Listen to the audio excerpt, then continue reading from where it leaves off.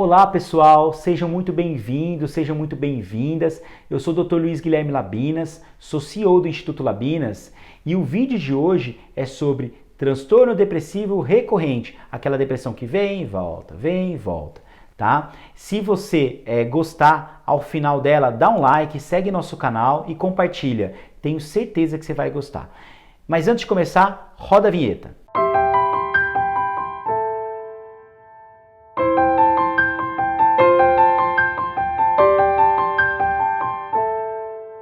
Oi pessoal, eu sou o Dr. Luiz Guilherme Labinas, eu sou médico psiquiatra, sou CEO do Instituto Labinas e o tema de hoje é sobre aquela depressão que vem e volta, chamada transtorno depressivo recorrente. Se você gostou, ao final dela dá um like, curte nossa página, compartilha com seus amigos e familiares. Então, o que é o transtorno depressivo recorrente? Eu acho que o primeiro ponto é falar da depressão.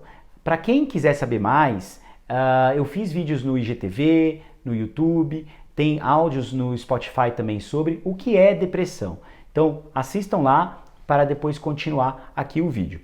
Mas também vou falar aqui um pouquinho por cima da depressão. Depressão ela é um transtorno psiquiátrico em que você fica na maior parte do tempo, na maior parte dos dias com tristeza, desânimo, perda de interesse, perda de prazer nas atividades, angústia, indecisão, sintomas de perdas cognitivas, desatenção, perda de memória, muita culpa, às vezes até pensamentos de morte.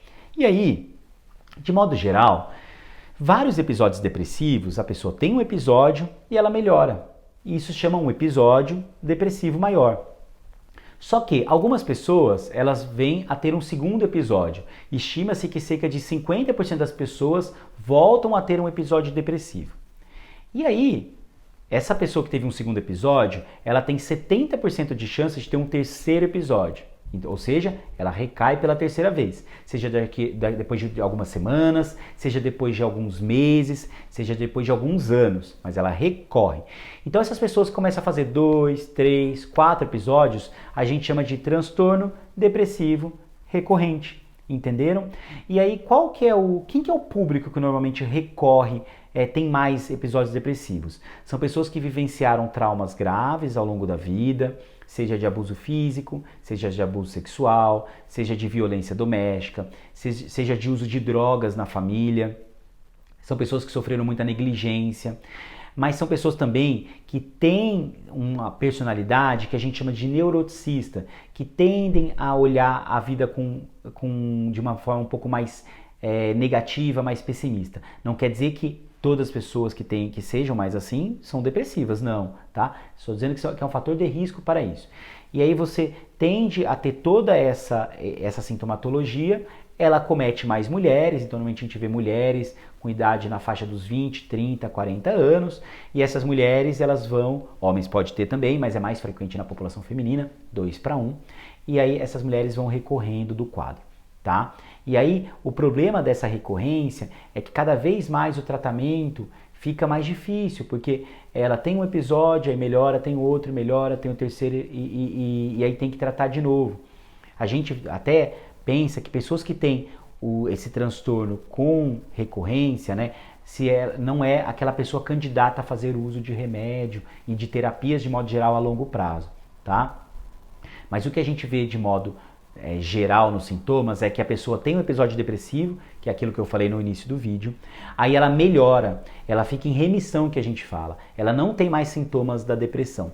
Algumas ainda têm pequenos sintomas residuais, às vezes o sono não está tão legal, ou ela ainda sente uma certa anedonia, que a gente fala, que é o prazer nas atividades não é igual antes, mas a funcionalidade dela volta ao normal, ela funciona muito bem. Se ela trabalhava no banco, ela continua, se ela trabalhava numa empresa, ela continua trabalhando.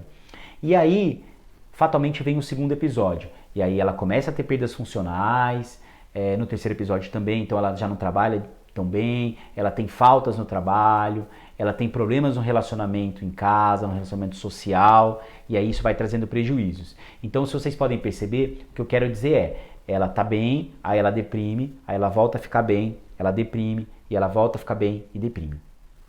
E aí vocês conseguiram ver um padrão? A gente começa a pensar nessas pessoas que se a pessoa não tomar o medicamento ou fizer as terapias, ela fatalmente vai recorrer. Então, pessoas com transtorno depressivo recorrentes, de fato, é o que eu falei, são candidatos a terapias ao longo da vida, porque a gente percebe que elas respondem bem ao remédio e as terapias, que quando ela está bem, a vida dela funciona muito legal, funciona certinho, e aí não vale a pena não tirar o medicamento dessas pessoas, tá ok? Claro que isso é caso a caso, é conversado com um psiquiatra, mas a ideia geral é essa. Os transtornos depressivos recorrentes, eles também tendem a ser, às vezes, mais difíceis do tratamento. Muitas vezes a pessoa precisa usar mais do que um antidepressivo ao longo da vida para dar certo. Acaba usando 2, 3, às vezes precisa associar potencializadores, que são antipsicóticos atípicos ou estabilizadores de humor, tá? Então, muitas vezes a terapia medicamentosa ela é um pouco mais complexa.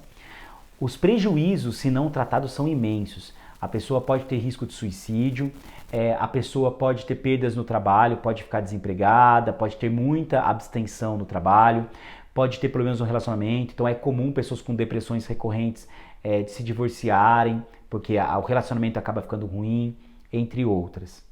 A gente sabe também que pessoas com transtornos recorrentes, elas têm maior fator de risco, elas têm um risco maior para o desenvolvimento de transtorno afetivo bipolar. Tá? Então, sempre que chega no consultório uma pessoa que já vem de vários tratamentos, me acende ali uma lanterninha, uma luzinha falando, poxa, será que é mesmo uma depressão? Será que não tem alguma outra coisa? Tá bom?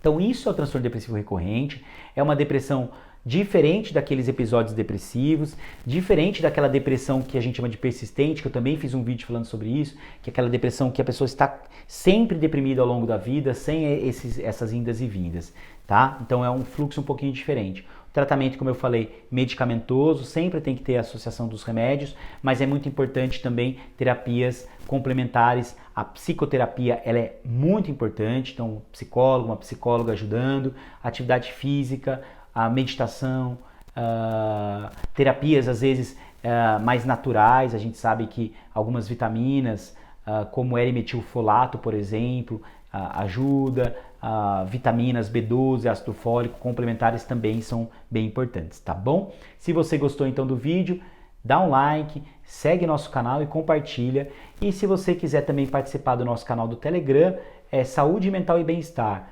Entra lá no canal, eu sempre falo de cuidados relacionados à saúde mental, eu falo dos tratamentos medicamentosos, a gente faz, eu tento colocar o maior conteúdo possível para vocês, tá bom? Um grande abraço, até o próximo vídeo.